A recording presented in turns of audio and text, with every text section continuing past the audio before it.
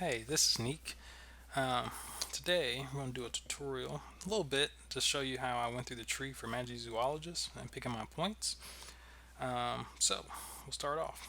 So when you first start the game, uh, you get scrolls and you can pick your spells in the tree. First one you have to pick it is Ministry Magizoologist Orientation. Very nice. It gives you 10 plus damage when you have 50% or greater stamina. Alright, and the next one, these also cost two uh, scrolls as well. Is Safety Orientation, gives you Protego power. And then you got Billy Wig Stings, Precision, which is like your critical hit damage. Then after that, you get your first charm, which is the Stamina Charm. It's whenever you heal yourself or your teammate. I believe at the beginning it's like 15% or something, maybe 20. It's been a while, so not sure. Then after that, I mainly focused on power and stamina. So be the Erumpent. Maybe I'm saying that right or wrong. Um, there's also stamina, the Camp Firenze. I put points in that. I believe I maxed it out. But at the beginning, I probably started with like 1 or 2 points in the spell, and then as you worked up through your scrolls, then you put more. Then I got a Noble Cause, maxed that out. And as you go down in your spell or your skill tree, the cost for the scrolls become more and more. Fire Crabs is also a stamina charm. The Mend spell, that's my second charm. Mending, it pretty much is like +2 health, but it's just a free spell when you're in a battle. And you toss it every 5 seconds, and it's good versus your spell cast achievement. You can just toss it out every 5 seconds when you're not busy. The next one was the slightest movement, which increases your your maximum focus by 2 once you max that out. Okami and a teapot increases your proficiency, which is like whenever you fight uh, acromantulas and Urklings, increases your damage versus them. The next one, I probably put 1 point into natural defenses at the very beginning. I believe it just costs scrolls, and then work my way down to the next stamina charm, which is live chimera handling. On the right, probably around the same time, I put power in the Romanian Sojourn. Gives you a decent bit of power. So every time you hit something, it just increases that damage. The next one is Nowhere to High, which is critical power. So this is when you do get a critical hit, it increases that damage of that critical hit. First set of green books, I skipped it. Forum Quorum. It's defense when you have 50% or greater stamina. Opted to skip out of this one because I felt like there was a better spell to get down the tree, which is the Become the Beast. Uh, Increases your power by 40 when you have 5 or greater focus, but I'll get down to that. The next one was the Revive spell. Revive Charm, sorry. Revive your teammate for 1 focus. And then I kind of branched out to the Stamina Pain to Train. Probably put a couple points into it. And then how to stun a giant, Precision, which is more crit, so effectively doing more damage. For the first set of green books, I believe I had to put a point into the Hill Charm just to branch down and get more focus. So Confound and the Bewilder increases your initial focus. So I believe at that point you start with 4. Celebrity Jeopardy increases your maximum focus. This is good for like when you're killing mobs and stacking up. So when the bodies hit the floor, you can start resurrecting people, and then healing yourself, I would say. That's kind of how I prioritize it. Unless there's another Magizoologist that can res me, then I would probably wait to die. Stamina charms, Sky Sea Floor. Put points into that, and I stopped when it got to the point of red books because you want to save those for later for like your power spells. Put points into Riem, I believe that's how you say it. Stamina, again, stopped at red books. And if you notice, this one is the 3 pointer versus the one above it. It's a 4 pointer, so it actually costs 5 red books versus 7. So when it comes down to it, I'll probably put points in this before the one above it. I believe in the very beginning I shot all the way down here. I put 1 point into all these spells to get the bravery charm just to see how it works. But I believe around that time I was in Tower Chamber 6, like 4 or 5. or I'm sorry, Tire Chamber 1, 2, and 3, which didn't really have a lot of elites. It probably had an elite here and there because we're using 1 through 3 stones for the most part. You don't start seeing a lot of elites till you start to get to the forest chambers, and there's a lot of people in the group, and they use the higher stones. The higher stones I feel like bring out the elites a lot more often. So at the very beginning, you don't really have to rush to get this one until you start hitting the forest ones, I would say. Um, Wilderness wards defense. I will say I didn't really put full points into this until I started getting into the higher forest chambers and then the dark chambers. You start getting acromantulas that hit really hard.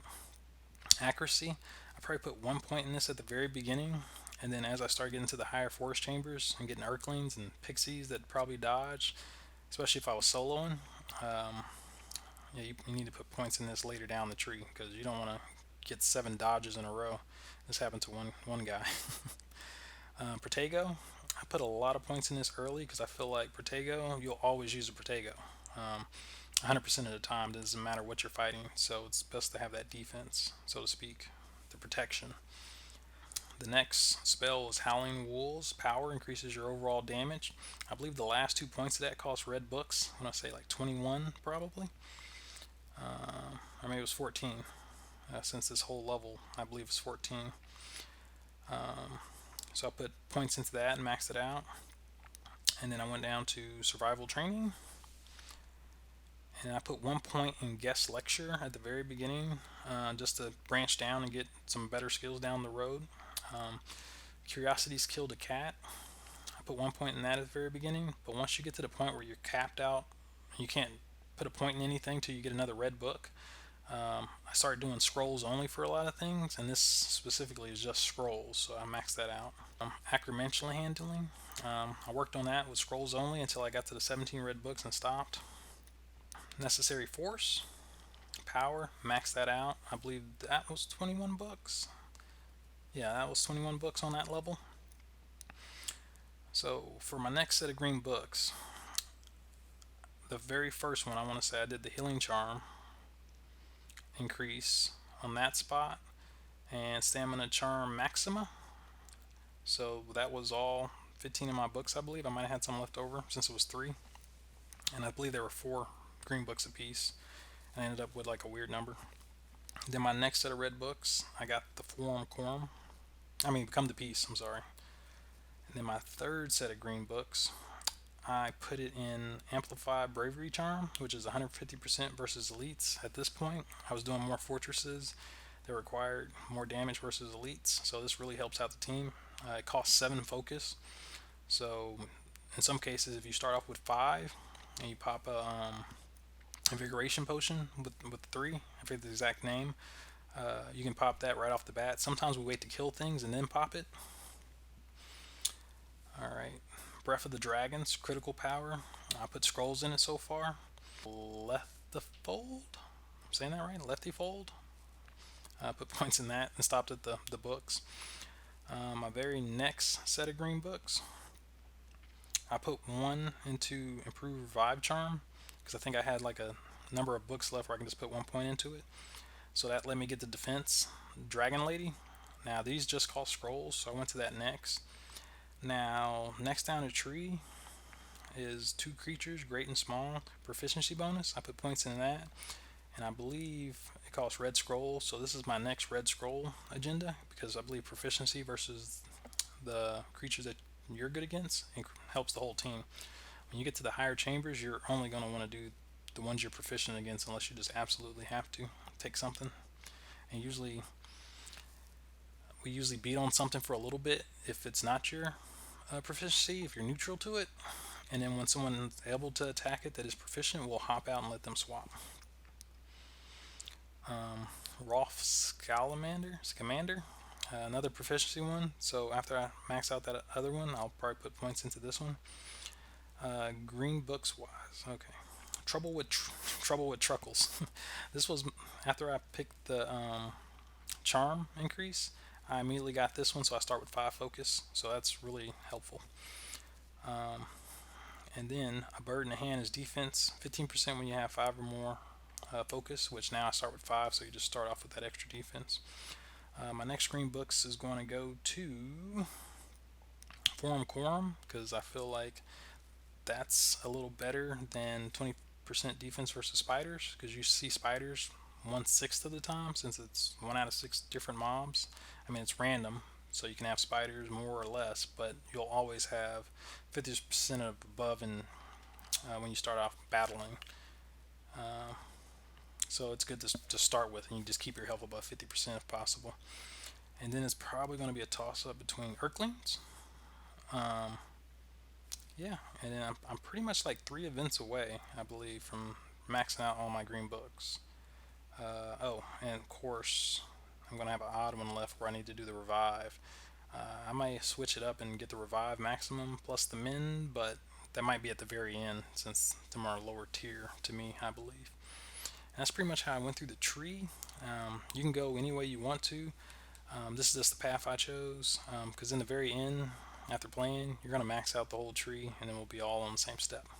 But anyway, that's my little introduction to Magizoology, picking which path I went first: power, stamina, critical, crit power, accuracy, defense, and of course the charms. Anyway, this is Neek. Peace. Like and subscribe.